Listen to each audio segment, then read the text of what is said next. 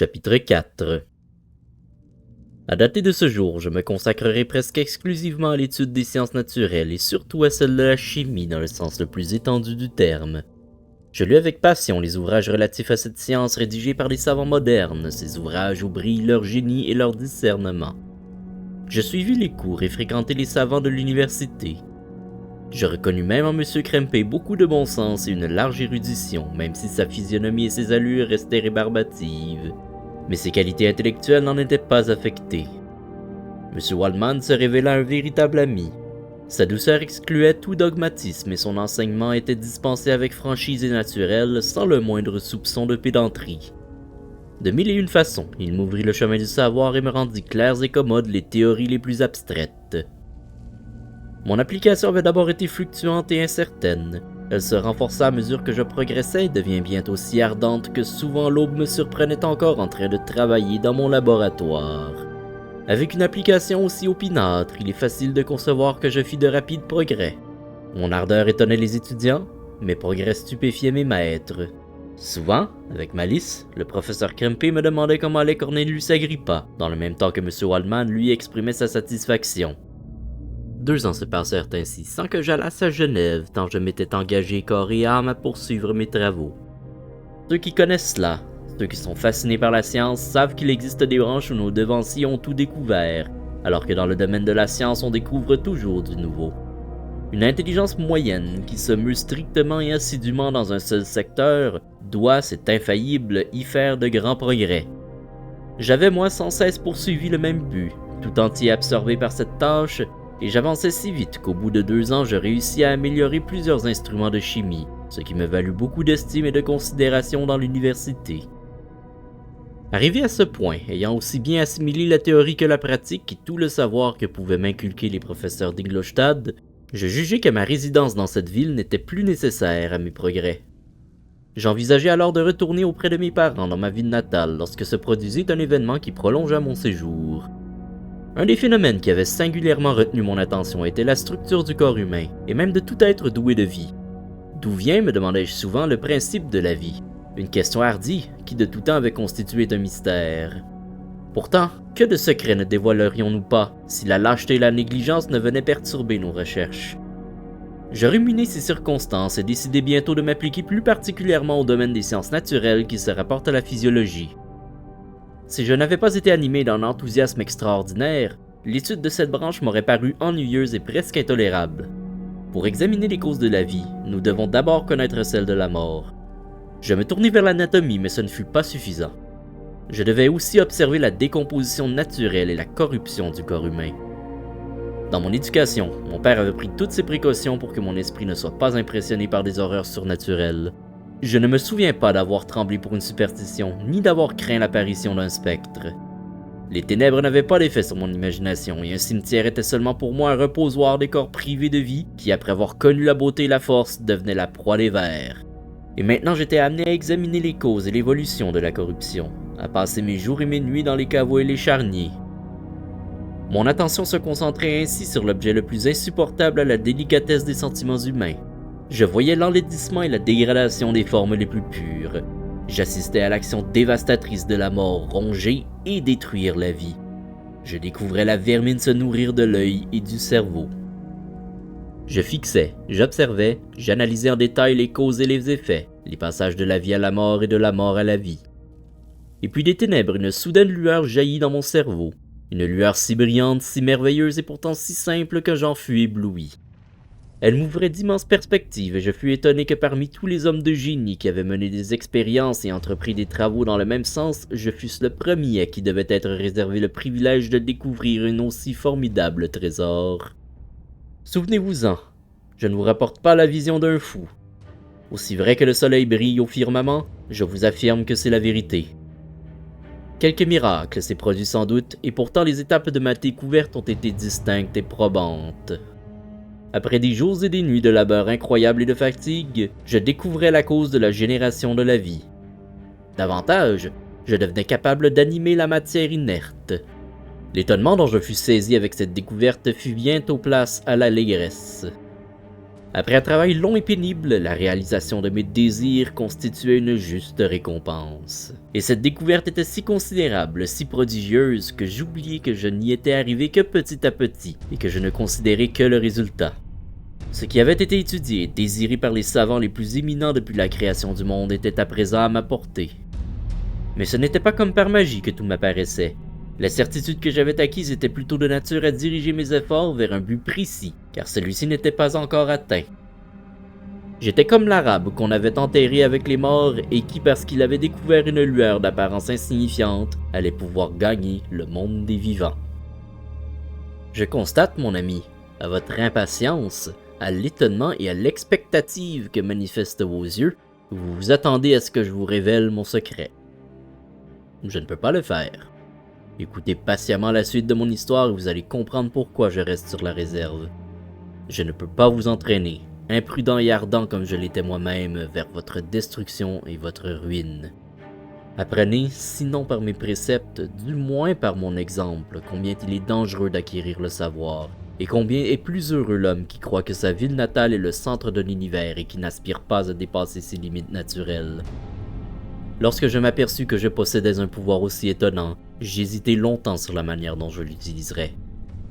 J'étais donc capable d'animer la matière, mais créer un organisme avec l'entrelacement de ses fibres, de ses muscles et de ses veines, voilà qui représentait un travail d'une incroyable difficulté. Et d'abord, je ne savais pas si je tenterais de créer un être qui me ressemblerait ou un organisme plus simple. Mon premier succès avait à ce point exalté mon imagination que je ne doutais pas de ma capacité d'animer un animal aussi complexe et aussi merveilleux que l'homme.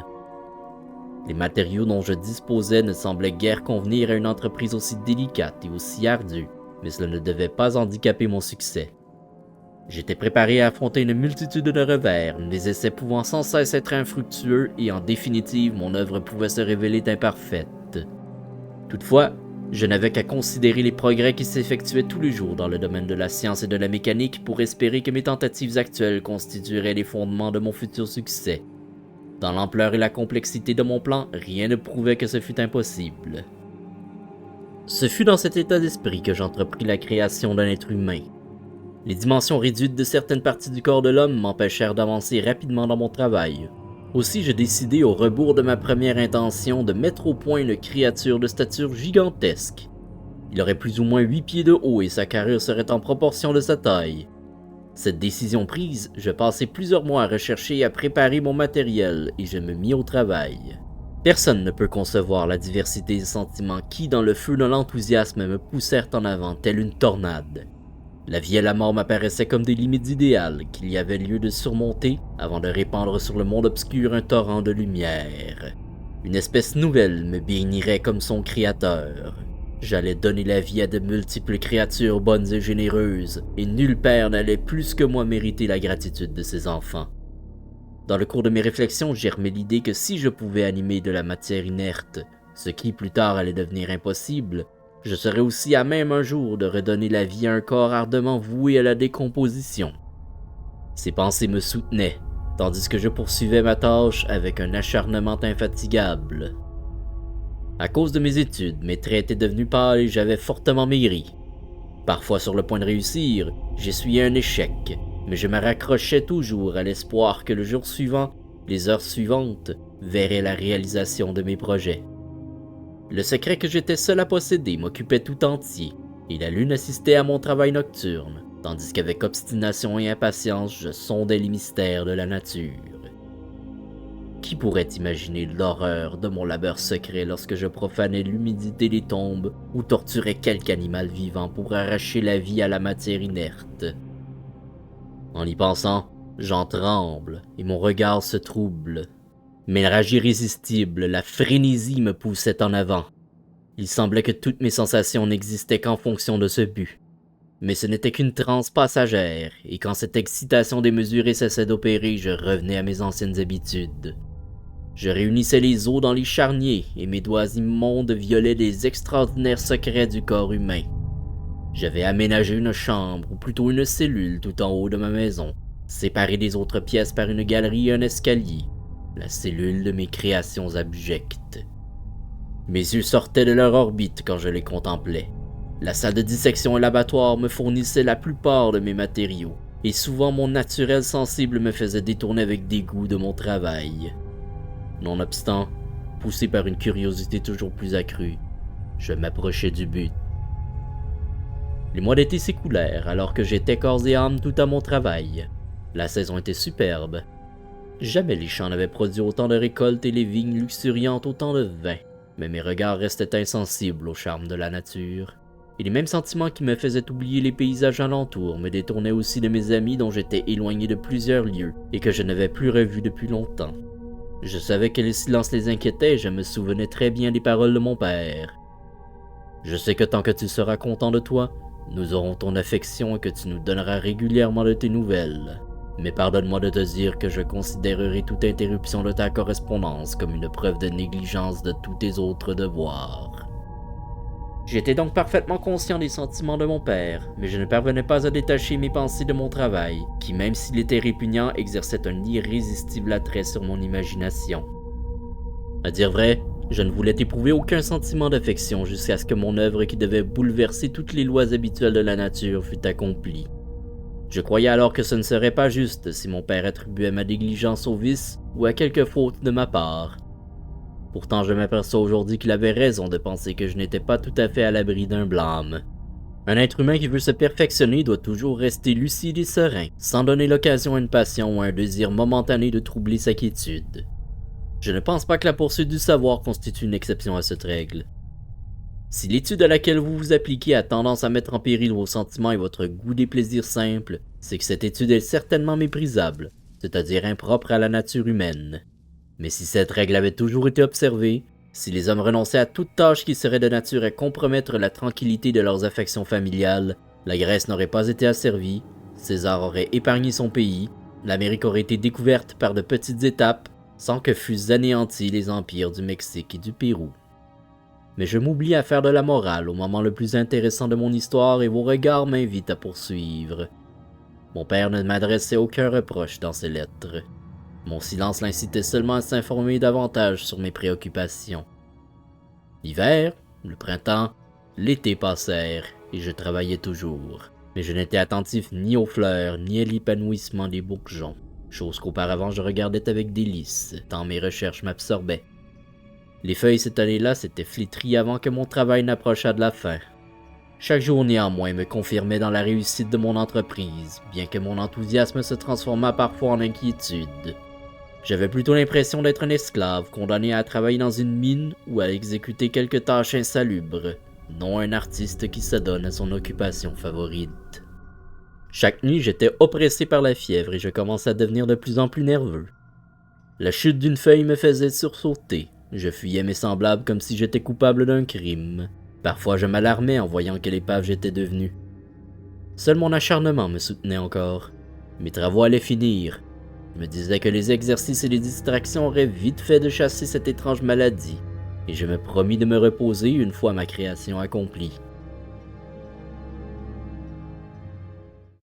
Merci d'avoir écouté cet épisode d'Audiomage. Si vous l'avez apprécié, je vous invite à liker, à partager, à laisser un commentaire. Un nouvel épisode d'Audiomage aura lieu tous les vendredis.